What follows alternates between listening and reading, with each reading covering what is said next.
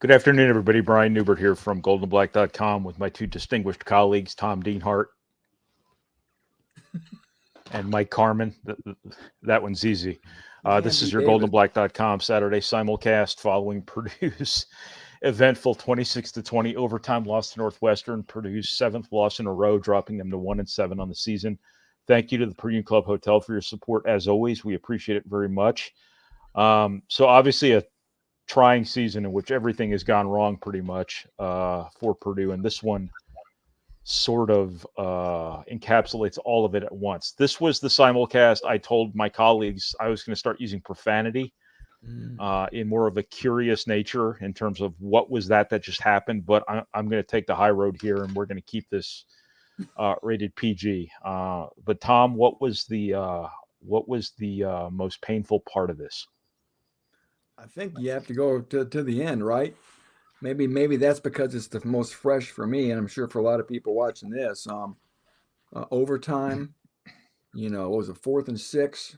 You got the ball first, a chance to kick, I believe, or attempt to kick a 38-yard field goal, I believe, and to eschew that opportunity to take a lead and to go for it on 4th and 6, to not convert, and then you have Northwestern behind the 8 ball even after that, right? There was a penalty right after that play, and they started, I think, on the 40-yard line. It took them 2 plays to score a touchdown. Game over. Just like that. Oxygen sucked out of Ross-Ade Stadium. Probably the last gasp of air in the lungs of this season were expelled too with that decision and that touchdown. So, yeah, I think a dubious decision, and a decision that's going to be debated for a long time. And maybe it's a decision that really punctuates this entire regime. Ryan Walters' explanation for going for it on 4th and 5?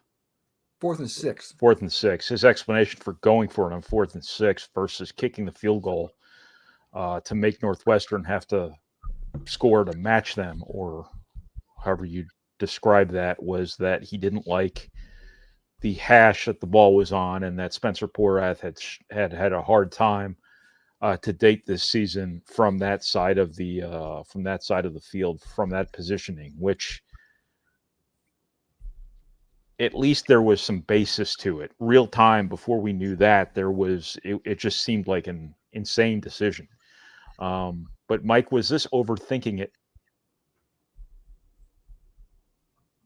Yes, I thought you had more, but you didn't. I thought you froze. Well, I am freezing. Well, I'll go back to the consistent narrative that I've had here. Is if someone else is calling the plays, except the head coach, who's not experienced at calling the plays, then maybe knowing that your third down play puts you in a position for your field goal kicker to potentially make that, and you're not as uncomfortable, as he says, putting that there. So it's a whole combination of things, I think, that lead to that. But I personally think you got to try the field goal there. You just have to do it. I mean, the way it turns out, Northwestern scores, but was there a little bit of, we're not going for the field goal type of thing, and a kind of a defeatist attitude there, and that just kind of allowed Northwestern to score on 2 plays that they've run all day, and 2 plays that Purdue has struggled with all season, with those little flares and out on the edge type of thing. But yeah, you can overthink it a little bit, and it sounds like that's the case. If that's a trouble spot for your field goal kicker, then what are you doing Tuesday through Friday? To get him in that situation. But I also think if somebody else is calling the plays, and maybe they can put him in a better position to maybe kick that field goal. You got to get some points there to put some pressure on Northwestern. Otherwise, they were going to win the game, even though they had to start 15 yards behind. That does raise an interesting point. You have a second-year head coach here who's a young guy, has very little experience with which to hone his instincts, right? Very little frame of reference and situations he's been in before as a head coach.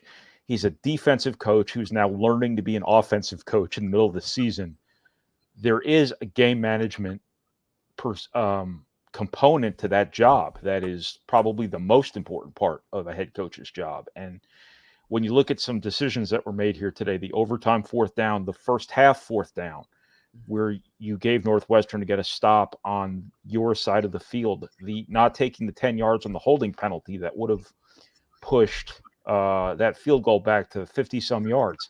I get it that you can't stop them on 3rd and long, and that was a sore spot the entire game for Purdue, the entire season for Purdue defensively. But I would have to think that a 51-yard field goal would be a lot to ask of those guys. Well, his long for it the seems year like is every 43. decision that was made today was wrong, and you wonder if maybe there's not too much on this guy's plate right now. Tom, what do you think? Yeah. Or well, I'm sorry, poor Mike. guy- Mike, what do you think? Yeah, No, I was hate just to going to be say straight there. his long field goal this year is 43 yards, acres. That's his long field goal, because I looked it up right before that. But even if you push them back 10 and they get 5 or 6, you're putting them in a bad situation there. I mean, that field goal turned out to, it turned out to be big. Every point in this game turned out to be big because you had 2 struggling offenses beforehand. Yeah. But I mean, it's a lot. And I know coordinators are head coaches and they have to deal with that. But most of those guys have been doing it for years. And I do think you don't have a lot of experience on that staff outside of Walters as well. So I just think it's a lot of things come screaming at you at the right moment. And, just we tend to look at what happens as far as the decision, the result the outcome. instead of the process. Right. But it doesn't seem they have a good process to get to that decision as well. Speaking of process, I thought that they had a plan to play both quarterbacks, right? Mhm. It was pretty evident right away that Hudson Card had it today. They were blocking for him, with the exception of the big play they dropped on the very first play of the game.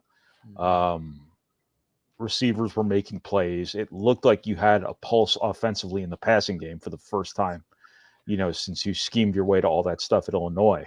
And I just thought that was a situation where you kind of read the room and you realize Card's got it today. We can kind of throw the ball around and score with these guys when our defense is the worst defense Purdue's seen in 2 decades, if that. And I just thought sticking to the plan from a process perspective by putting Ryan Brown in there and getting 1 first down over the next 2 drives was a mistake as well. Tom, what do you think there? Yeah, I know we talked about that in the press box. I was sitting by you, Brian, and you said a lot of those same things. Probably should have just kept riding Hudson Card after those first 2 series of the game, one of which produced a field goal. And Ryan Brown was sluggish, to put it mildly, and then it was Hudson Card's game thereafter. And Ryan was asked about that, in the press conference too, and he said, they had a plan for both guys, and they're going to give both of them the opportunity. And he wanted to give Ryan Brown an opportunity because he said the way he had played of late. And so that was the plan going into it, he said. And we stuck with that plan. And Brian, you almost sarcastically said something like that in the press box too. That was our plan. We're not going to deviate from it. When maybe you should have a little more malleability about you and compromise about you. Like you said, read the room. And maybe just eschew those plans and override those plans and just stick with number 1 Hudson Card. Maybe that would have made a difference. But again, that's certainly an area worth discussion and second guessing, no doubt. Let's revisit some of the 4th down decisions too, because I think that was a really important thing that we just kind of glanced over there. Mike, the 4th down in the first half where you're on your side of the field. Walters explained that he thought they needed an offensive spark. Was that the time and the place for that, when your defense really didn't need to be put in a bad situation and you're so far from scoring territory that a punt, it's not like you're taking points off the board here. It's not like you went for it on 4th down trying to get a touchdown there. You're just trying to extend a drive. Was that a little too aggressive and a little too visceral? The thought of doing that is, I don't think, overly aggressive, but we all have pet peeves watching these games, and if you need a first down, you have to get your people past the first down marker for that play to work. I mean, to throw it short and just expect one of these receivers to shake loose and get past contact, I don't think that was a smart play call. So I just, again, I go back to who's calling the plays in that situation, and we don't know exactly what the play call was, and maybe it was a check down, maybe that was the only guy that was open, but I didn't like what transpired there. That raises an interesting point too, that I had 3 situations earmarked in my head to talk about. One was the 4th down in the first half where you throw the ball short of the sticks. Then there's the 3rd down where you throw the ball short of the sticks. Those are 2 drives that end there. And then I think the 3rd one actually was the screenplay to CJ Smith, where he just doesn't get north to try to get to the sticks. He tries to bounce it outside. It just felt like if Purdue extends 1 or 2 of those drives there, by running or executing a play better when you just have to get to the sticks. All that matters are the sticks, right? It's just kind of one of those days where just kind of everything went wrong there. What am I wrong? No. Yeah. I don't think you're wrong. I when you say one of those days, I mean, it's been a season of one of those days. Well, one of those days where you just everything you did was wrong. Again, it's been a season of one of those days, Yes, I think. that is true. Yeah, they couldn't get off the field on 3rd down, the defense. Northwestern came into this game dead last in the Big Ten in 3rd down conversions, like 25%. And they were 56% today, I think 9-16. So that was a bugaboo. And again, the slow start was another bugaboo, right? Just 3 first half points, 3 points in the first quarter. 7 scored a touchdown in the first quarter since the opener against Indiana State. So that continued to be an issue as well today. And we also were talking in the press box about at least 3 times, I think NU converted 3rd and longs. And just killer, like 3rd and 17 once, 3rd and 11 another time. And Northwestern guys seemed to get open at key times to extend drives. The defense only gave up 3 points in the second half. They kind of got things buttoned up over there, and the offense came to life. But again, there was those critical junctures where that D just could not get off the field for Purdue, which has been an issue all year. If you just convert a couple of 3rd or 4th and mediums, and I know it's easier said than done, and if you just stop a couple of 3rd and longs, I don't know what the deal is with 3rd and long, but if they're too aggressive, they get burned. If they're not aggressive enough, they get burned. I don't know what the answer is there, but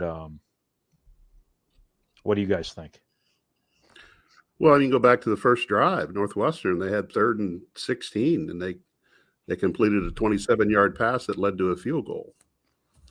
Get off the field there, and maybe they got a punt, and you don't give up 3 points in that situation. I mean, there's numerous times. I mean, they had Northwestern in its last 3 games had a combined 7 3rd down conversions. Yeah.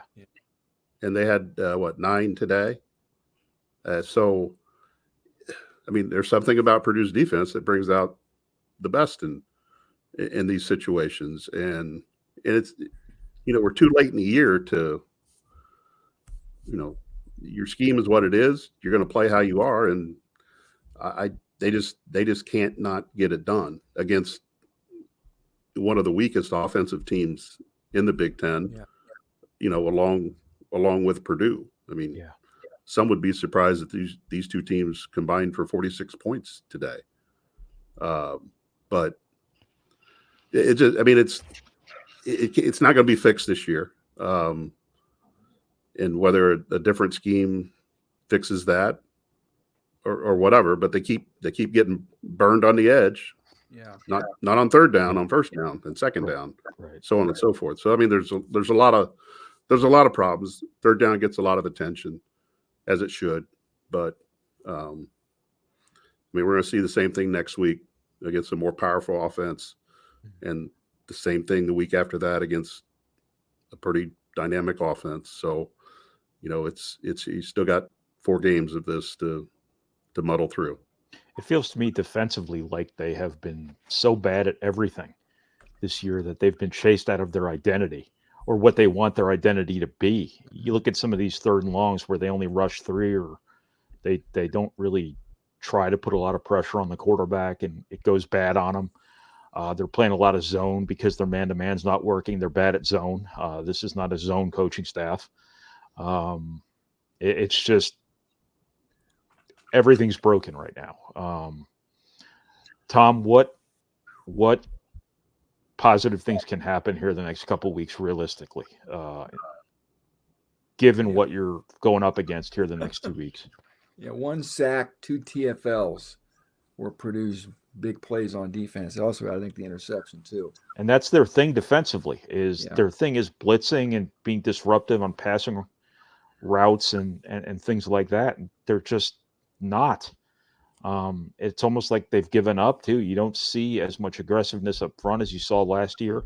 Obviously, Nick Squirton was a big part of that. Kydra Jenkins is playing a different position sometimes, but you just don't see the sort of exotic stuff.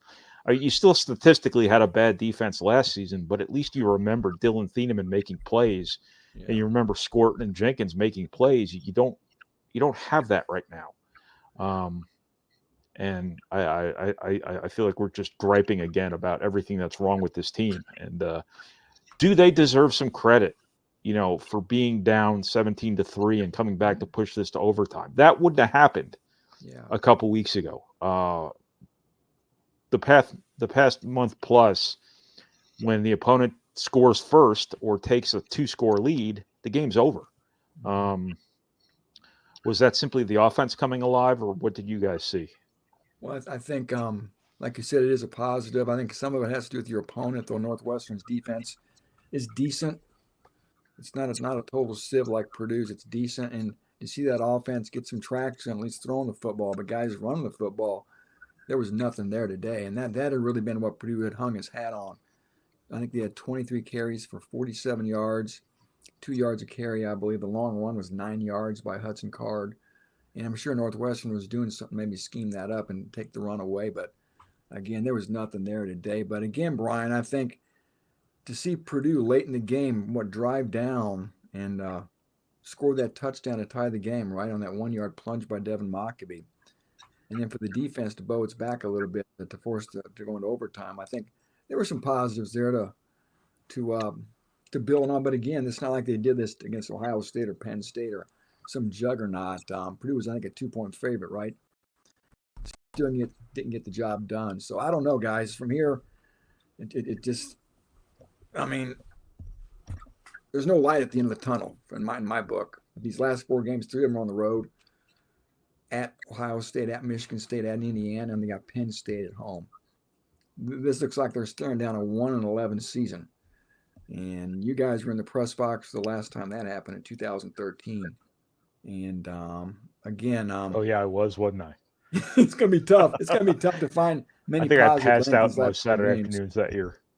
Yeah, it's gonna be tough these last 4 games, I think. I'll never live it down. So we can all. I'm sorry, Mike. Go ahead.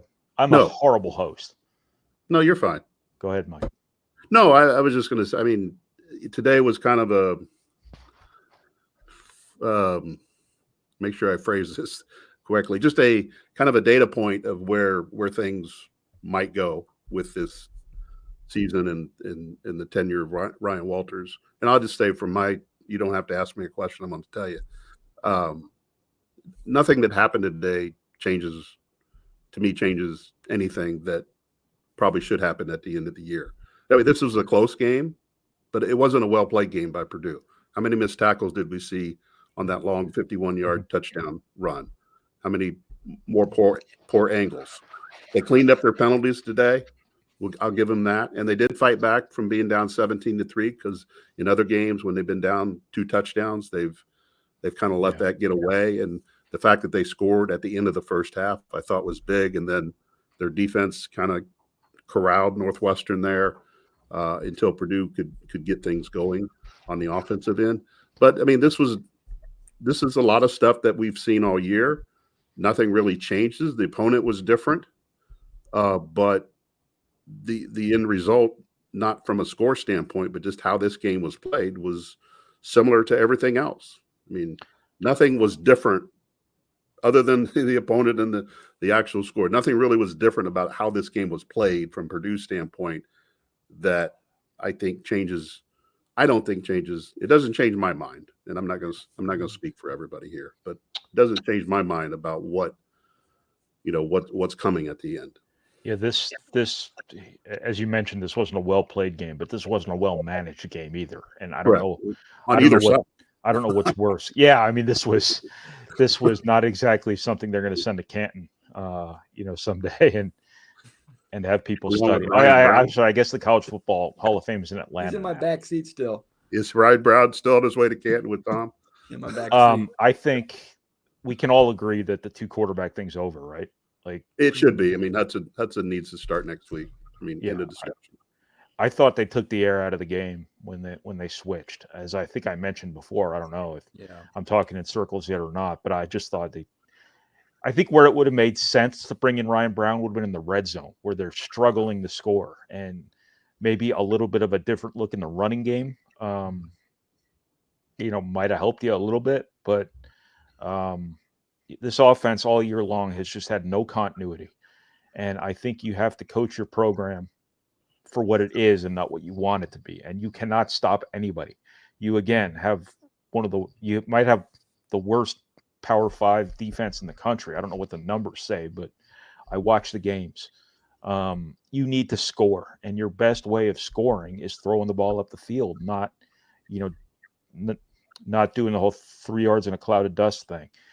Their passing success at Illinois was all off sucker punching them in the running game. It wasn't drop back execution stuff. It was we took them by surprise stuff. And Hudson Card of the 2 is the guy who can drop back and make the throws that Ryan Brown's not quite ready to make yet. And I just think that's where you have to go. Now, why Purdue couldn't get this sort of offense that they got today from Hudson Card before, I have no idea, but I think the person responsible for that no longer works at Purdue. So I think you got to give Hudson Card a lot of credit for coming back, and that was a big time drive at the end of the first half. It was a big time drive to tie the game, and he was just productive, and he gave you an element you haven't had. So I think Purdue's best bet to be competitive here these next couple weeks is the same thing I said from week 1 last year, that Purdue's identity as a program needed to be. It needed to be Hudson Card dropping back and throwing the ball 40 times a game.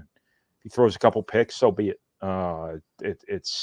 You're going to score points too. The receivers were okay today, except for the whole drop on the first play of the game. Tom, what did you make of C.J. Smith's impact today?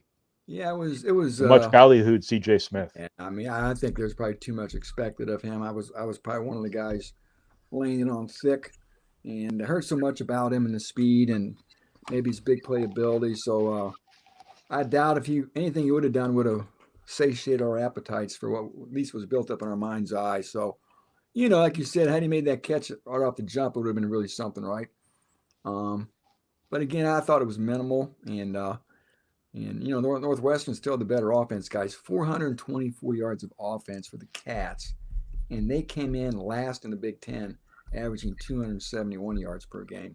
So there you go, over 300 yards passing too. So it's nice for, I'm sure, the offense to have CJ back out there. I thought Max Clare was really looked good today. The line again had issues, a lot of breakdowns in the run game, especially. It seems like guys coming free in the line and stuffing Purdue running backs for losses. So we'll see if CJ Smith can add any more wiggle and dynamism to this offense moving forward. But again, boy, the defenses he's going to be facing are going to be pretty salty from here on out, much more salty than this NU defense. Using a lot of $10 words today, Tom. You're certainly confused. I feel like I have a pretty big vocabulary, but you're confusing me even. Mike, any last thoughts here on just kind of where this goes from here? I think I've said them. Yes. I mean, I think we all have. I'm out of stuff to ask you guys. Well, that's all right. You don't know what changes if he makes that catch on the first play. Maybe you go down and score. Maybe maybe there's something there. I don't know, but to hang your hat on one guy coming back from an injury in game 8 in the first weekend of November seems like a stretch. And he's got obviously some talent there, and he's a fast guy, but part of the job is catching the ball as well too. So he's got to do that. But no, I mean, there's really, I think we've said it. We're going to have, and we'll say it again over the next 4 weeks that, this is where it's at. This is kind of where it's going. And everybody's got to be better. I mean, coaches to players. I would say, and I don't know how much heat Kevin Kane gets because he's the defensive coordinator, but this is Walter's defense at the end of the day. This is what he's implemented here. And again, I don't know how much heat he takes. If he takes any at all, I don't know. But it's not his defense. He's just implementing what's being told here. And so at the risk of repeating myself even more, I will bow out at this point. Well, that's what we do here is we just say the same things over and over again. Time is a flat circle. I want to talk about one guy who's just unbelievable. This punter is really something, man. Tom, where did this guy come from? Keelan Crimmins. How about Keelan Crimmins? We've really gone too long. We're talking about the punter now. Well, I'm just trying to trying to give the punter some love because he deserves it. Yeah, he's a fun guy to talk. An Australian kid, blue collar Australian kid, was at Mississippi State for 1 year, and he's been everything I thought he was going to be. Maybe one of the most valuable players on the team this year. Certainly getting a lot of chance to punt the football, right? So it's fun to see somebody have some success, and Keelan Crimmins has been a guy. That's been fun to watch. So I'm sure he's going to get his old right leg worked out quite a bit the last 4 games too, right? I think an Australian guy in Starkville, Mississippi would make for a hell of a reality show. Yeah. He likes talking about that. It's funny. He's a fun guy to talk to. He likes to kid with you. All right. So I've exhausted everything I can possibly think of to discuss about this game. So I will shout out to the Union Club Hotel. I'm getting there. Okay. As Fletcher Lawyer punked me out today in the press conference the other night. I'm getting to it. Yes. And he did. And does anybody have any last things to say about football here before I wrap this up? I know this has been mentioned. I knew you weren't done. Other places, but I mean, to have a sold out, it wasn't sold out. I mean, from a ticket standpoint, it was, but it wasn't sold out from a fan standpoint. But to have as many people as you had here today for this game, I know the weather's great, but for these teams, this game, to have whatever the actual number of people in the stands, it's pretty amazing. I mean, is the momentum from Phoenix still happening this late in the calendar year that people feel like they need to be involved in Purdue athletics at this point? I mean, kudos to them. I mean, they deserve credit going through this season with the sellouts that they've had at Ross-Ade Stadium. And I think it'll be another great crowd when Penn State comes here in a couple weeks. That is an excellent point to end this show, Mike. Great job today by Purdue's fans. A lot of whom I'm quite certain stayed at the Purdue Club Hotel this weekend. And they were better off, and they were fancier, and they were classier, and they had a better experience because of it. So thank you to the Purdue Union Club Hotel and all its associated restaurants and bars for your support. Once again, we appreciate it very much. If you're listening to this in podcast form, please leave us a 5-star review and a positive comment. If you have something negative to say, keep that to yourself. If you're watching on YouTube, like, subscribe, leave a comment. If you have something demeaning to say, keep that to yourself. So once again, this has been your goldenblack.com Saturday simulcast following Purdue's 26-20 overtime loss to Northwestern. We will have full coverage at goldenblack.com. We have a special going on right now. Please check it out. basketball plays its season opener Monday. We'll have full coverage of that as well. So this is a pretty good time to join our website. So please consider doing that. Take a look, and we don't think you'll be disappointed. So, Mike, Tom, thank you so much for your time. We appreciate it, as always. So thanks, everybody.